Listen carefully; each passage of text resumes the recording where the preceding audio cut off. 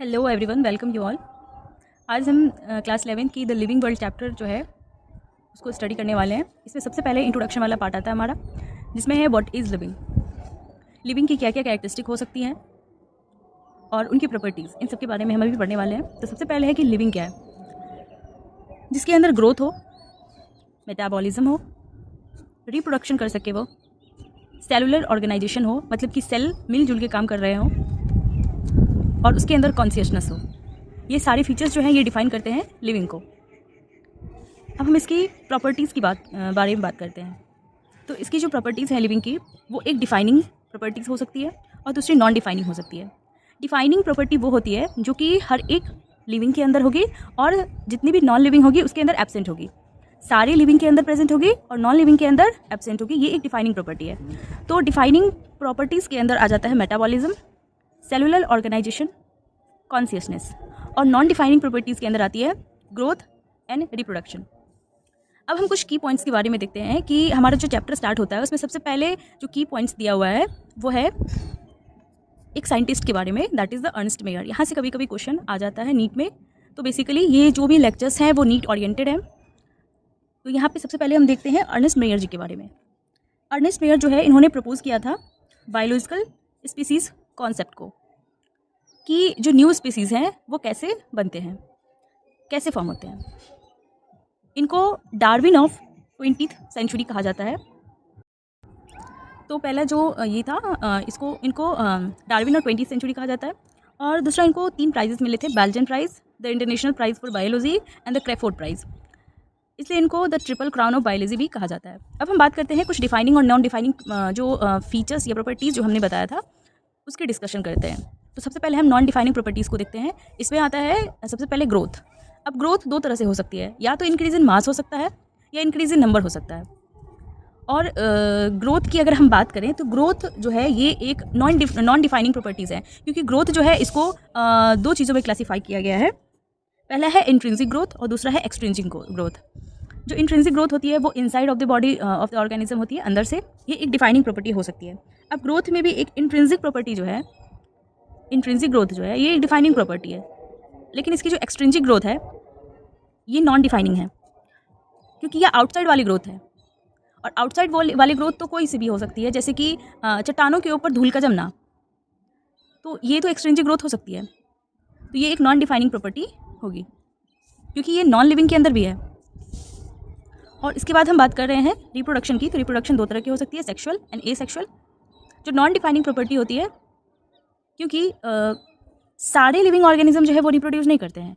जैसे कि म्यूज़ हो गया, वर्कर बीज, स्टेराइल ह्यूमन कपल, इन सब के अंदर रिप्रोडक्शन नहीं होता है। तो क्या ये नॉन लिविंग है? नहीं, ये सारे लिविंग हैं, लेकिन इनमें रिप्रोडक्शन नहीं होती है। तो इनको हम नॉन डिफाइनिंग में रखते हैं।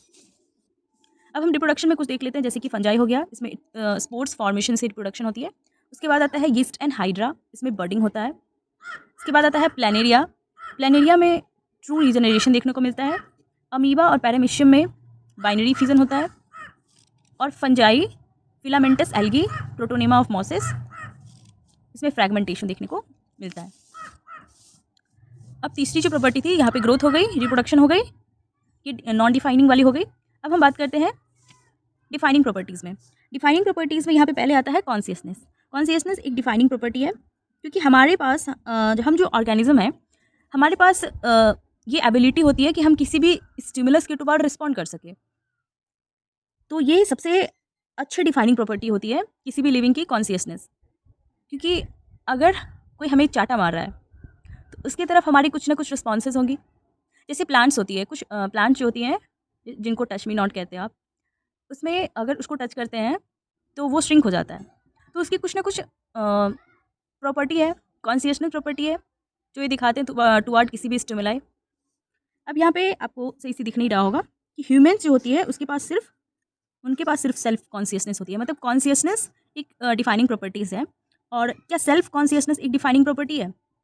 नहीं। लेकिन अगर ये ह्यूमन के प्रोस्पेक्ट में बात करेगा तो ये सेल्फ कॉन्शियसनेस एक डिफाइनिंग प्रॉपर्टी हो जाएगी। नेक्स्ट हम बात करते हैं मेटाबॉलिज्म की। तो मेटाबॉलिज्म जो है ये एक डिफाइनिंग प्रॉपर्टी है। अब मेटाबॉलिज्म होता क्या है? मेटाबॉलिज्म जो है ये sum total of all the chemical reactions which is occurring in our bodies metabolism. हमारे बॉडी में बहुत सारे तरह के रिएक्शंस होते रहते हैं, जैसे कि डाइजेशन के लिए, रेस्पिरेशन के लिए और एक्सक्रीशन में, तो बहुत सारी तरह की रिएक्शंस चलती रहती है। ये सब मेटाबॉलिज्म होता है। अब हम बात करते हैं कुछ मेटाबॉलिज्म की टाइप्स की, जिसमें आता है सबसे पहला आता है कैटाबॉलिज्म और दूसरा आता है एनाबॉलिज्म। अगर हम कैटाबॉलिज्म की बात करें तो इसको नाम से ही हम समझ लेंगे, कैटा मतलब कट होना, यानी कि ब्रेकिंग ऑफ। ये वो प्रोसेस है जिसमें कि लार्जर मॉलिक्यूल्स जो हैं, बड़े बड़े जो मॉलिक्यूल्स हैं ये कट होकर के छोटे छोटे मॉलिक्यूल्स में कन्वर्ट होते हैं और ये प्रोसेस में एनर्जी रिलीज़ होती है। कैटाबॉलिज्म वो प्रोसेस है जिसमें कि एनर्जी रिलीज़ होगी। एग्जाम्पल में देख लेते हैं हम सेलुलर रेस्पिरेशन। इसके बाद हम बात करते हैं एनाबॉलिज्म की। तो एनाबॉलिज्म वो प्रोसेस है जिसमें कि छोटे छोटे मॉलिक्यूल्स जो हैं ये लार्जर मॉलिक्यूल्स बनाएंगे। इसमें एनर्जी की ज़रूरत होती है और इसका एग्जाम्पल जो है वो आ जाएगा फोटोसिंथेसिस।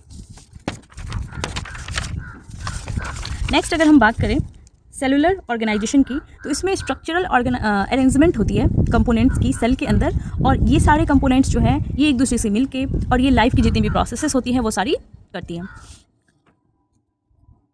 ग्रोथ जो होती है ये एक सेल डिवीजन से, ये कैरेक्टरिस्टिक है सारे लिविंग बींग्स की। जितने भी लिविंग बींग्स हैं उसमें ग्रोथ जो होता है सेल डिवीजन से, ये उसका एक कैरेक्टरिस्टिक है।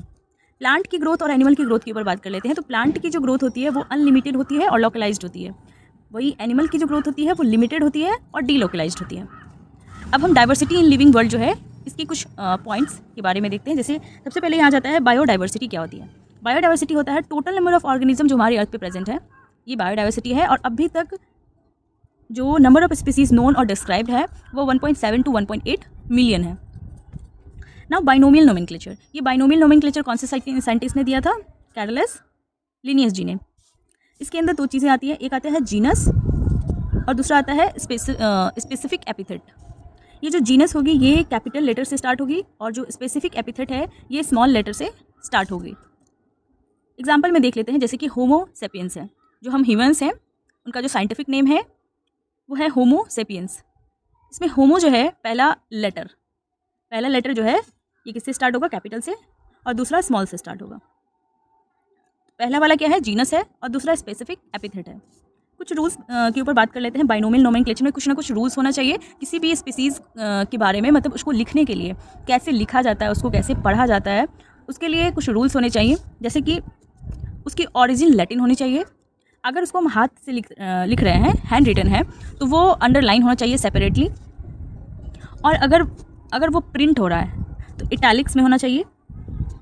और जो नेम होता है ऑथर का, मतलब कोई ना कोई ऑथर तो उसके बारे में किसी भी स्पीसीज़ का नेम दे रहा है तो वो उसके लास्ट में लगता है, मतलब उसके एब्रीविएटेड फॉर्म में होगा और सबसे लास्ट में जाके उसका नाम लगेगा। जैसे हम एग्जांपल देख लेते हैं, मैंजीफेरा इंडिका लिन। अब मैंजीफेरा में एम कैपिटल ये जीनस को बता रहा है, यहाँ पे आई स्मॉल है ये स्पेसिफिक एपिथेट को बता रहा है, और लास्ट में है लिन। ये लिन का मतलब क्या है? लिन का मतलब है Linnaeus, name of the author. तो हमने यहाँ डाइवर्सिटी इन लिविंग वर्ल्ड में ये बाइनोमियल नोमेनक्लेचर वाला पार्ट कर लिया है। इसके बाद जो आता है टेक्सोनॉमी वाला पार्ट वो अगले लेक्चर में होगी। तब तक के लिए बने रहिए। Thank you. और कुछ भी अगर नॉइज़ वगैरह की दिक्कत है तो उसके लिए आई एम सॉरी। आगे से मैं कोशिश करूँगी कि सब कुछ ठीक रहे। Thank you.